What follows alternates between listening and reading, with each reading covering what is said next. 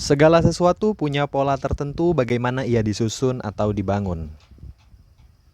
Misalnya, sebuah rumah.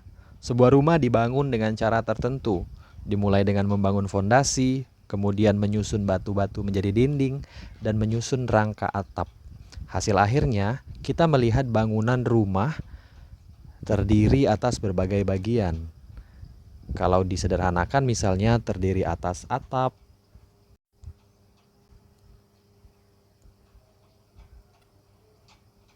dinding dengan pintu dan jendela, kemudian lantai.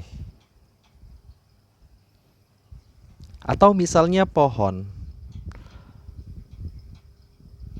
Kita akan melihat pohon tersusun atas beberapa bagian.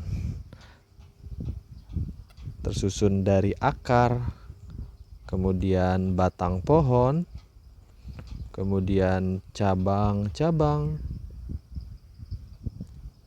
dan daun. Tiap-tiap bagian tersusun lagi oleh bagian-bagian kecil lainnya. Mengetahui bagian-bagian yang menyusun benda ini membantu kita dalam memahami keseluruhan benda secara utuh. Begitu pula dalam bacaan. Teks yang kita baca itu dibangun dari beberapa bagian. Dengan mengetahui bagian-bagian itu dapat membantu kita memahami teks secara utuh. Kita dapat membongkar, menyusun ulang teks yang kita baca, kemudian belajar membangun teks baru.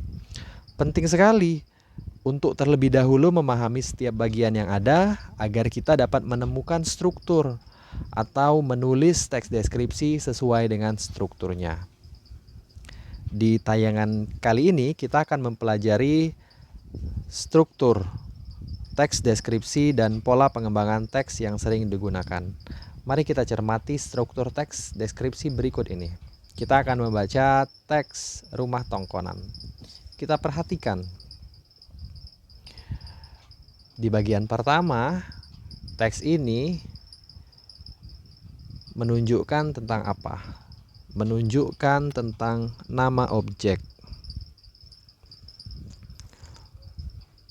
Kemudian, di mana biasanya rumah tongkonan ini berada? Oh, ternyata rumah tongkonan ini merupakan rumah khas suku Toraja yang letaknya berada di pegunungan yang berbatasan dengan Kabupaten Nrekang, Sulawesi Selatan.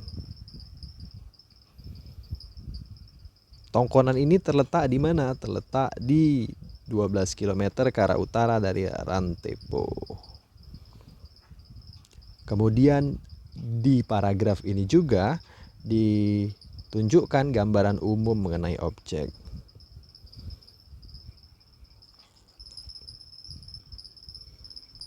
Selanjutnya, di paragraf selanjutnya dirinci bahan-bahan kayunya, kemudian ukiran-ukirannya, lalu bagaimana dengan hiasan atapnya. Di sini dijelaskan semua. Di akhir ditunjukkan kesan umum atau simpulan. Nah, dari teks ini kita bisa ambil simpulan bahwa di paragraf pertama biasanya kita akan menemukan identifikasi. Lalu di paragraf selanjutnya itu akan muncul deskripsi bagian yang menjelaskan mengenai identifikasi umum di paragraf pertama. Jadi paragraf pertama itu identifikasi umum dan di deskripsi bagian itu lebih khusus atau lebih detail. Jadi di bagian pertama ini akan dijelaskan secara lebih detail di bagian deskripsi bagian. Nah, ini struktur deskripsi. Dengan mengamati teks tersebut kita dapat menemukan bagian-bagian teks deskripsi. Terdiri dari apa? Terdiri dari bagian pertama ada identifikasi, bagian kedua ada deskripsi bagian, dan bagian ketiga ada simpulan atau kesan. Tapi bagian ketiga ini bisa sifatnya opsional ya, boleh ada dan boleh tidak ada.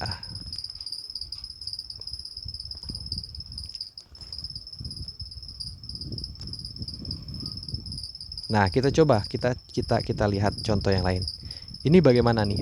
Bagian mana yang kita sebut sebagai identifikasi? Identifikasi itu adalah biasanya berisi nama objek yang dideskripsikan, lokasi, sejarah lainnya, makna nama, atau ini pernyataan umum tentang objek. Jadi ingat ini, pernyataan umum tentang objek. Nah, di bagian ini mana pernyataan umum tentang objek? Biasanya ada di bagian awal. Kalau di sini ada di ini. Ini identifikasi atau pernyataan umum. Kemudian kalau sudah ada identifikasi, pasti akan diikuti dengan deskripsi bagian. Apa deskripsi bagian? Deskripsi bagian ini berisi perincian bagian objek berdasarkan subjektivitas penulis. Jadi perincian ini bisa berupa apa yang dilihat, apa yang didengar, apa yang dirasakan. Nah, di teks ini mana bagian deskripsi bagian? Nah, ini semuanya deskripsi bagian nih. Kenapa? Karena menjelaskan semuanya tentang sepeda kesayanganku ini, sepeda yang keren sekali. Kenapa dia keren sekali? Oh, karena ini satu-satunya sepeda yang kumiliki. Lalu apa? Warnanya begitu apik, dicat dengan warna kuning cerah, modelnya sepeda gunung, kemudian terbuat dari bahan aluminium yang ringan tapi sangat kuat, dan punya beberapa pilihan gear untuk kecepatan berbeda-beda. Semua bagian deskripsi bagian ini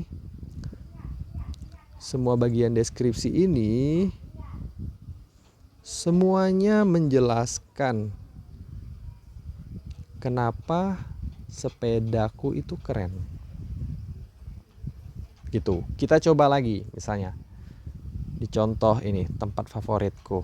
Di mana bagian umumnya? Identifikasi atau pernyataan umum. Oh, di awal tadi kan kita menemukan di awal.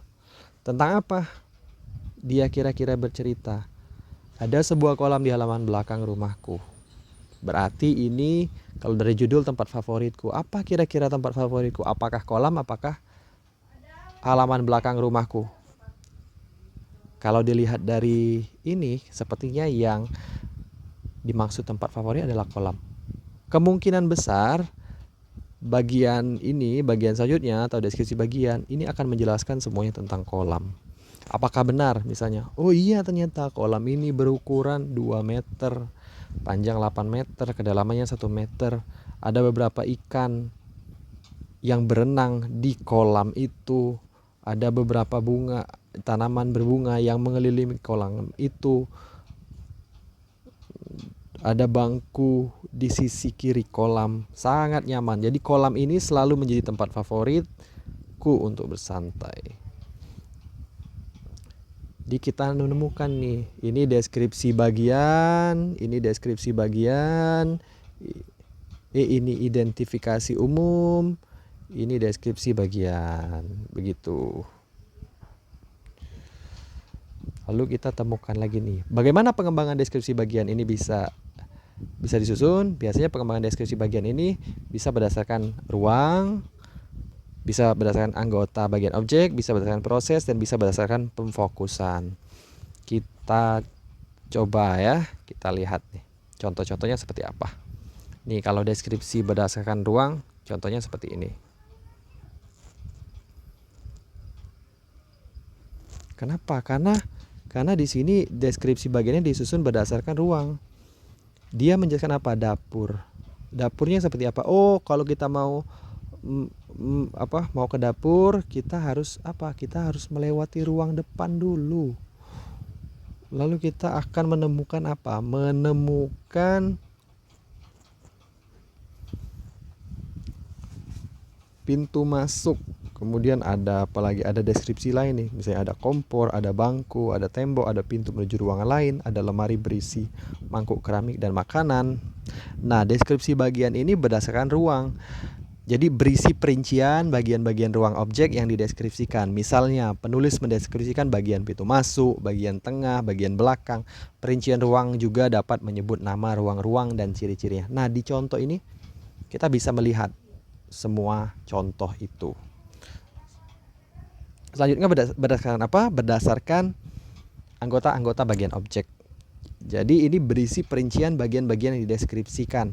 Kalau di contoh ini misalnya pantai digambarkan gimana bibir pantainya, kemudian bagaimana ombaknya, kemudian bagaimana pemandangan pantai itu. Contoh ketiga, kita lihat jadi deskripsi bagian berdasarkan proses sesuatu berlangsung. Ini biasanya untuk pentas seni misalnya ya, untuk pentas seni misalnya. Berisi apa? Berisi perincian bagian awal, mulai meningkat, puncak inti, penutup. Misalnya di sini penulis mendeskripsikan awal pementasan, kemudian puncak adegan bagaimana, mulai meluru dan penutup. Kalau di sini awal ya, di bagian awalnya. Lalu contoh keempat, deskripsi bagian berupa pemfokusan. Nah, di deskripsi ini berisi bagian yang paling disukai dari bagian dideskripsikan. Bisa dibaca misalnya, apa contoh yang dihadirkan? Bagian yang paling saya sukai dari perpustakaan ini adalah ruang bacanya. Desain unik dengan cat cerah memberikan kenyamanan yang luar biasa pada pengunjung. Di sini ada apa yang paling nampak? Yang paling nampak adalah subjektivitas penulis. Karena apa? Karena muncul nih bagian yang paling saya sukai. Ini berdasarkan apa? Berdasarkan kesan atau pendapat pribadi penulis. Jadi ada 4 ya, ada 4 bagaimana pola pengembangan teks ini bisa dilakukan. Jadi apa simpulan kita pada pelajaran hari ini? Dengan mengetahui struktur teks, itu dapat membantu kita memahami teks secara utuh. Jadi penting sekali untuk memahami struktur, penting sekali kita untuk memahami bagian-bagian untuk kita melihat secara utuh bagaimana bacaan yang kita dapatkan. Apa yang akan kita lakukan selanjutnya? Mari kita mengecek pemahaman dengan mengerjakan kuis di tautan di grup. Sampai ketemu di video selanjutnya.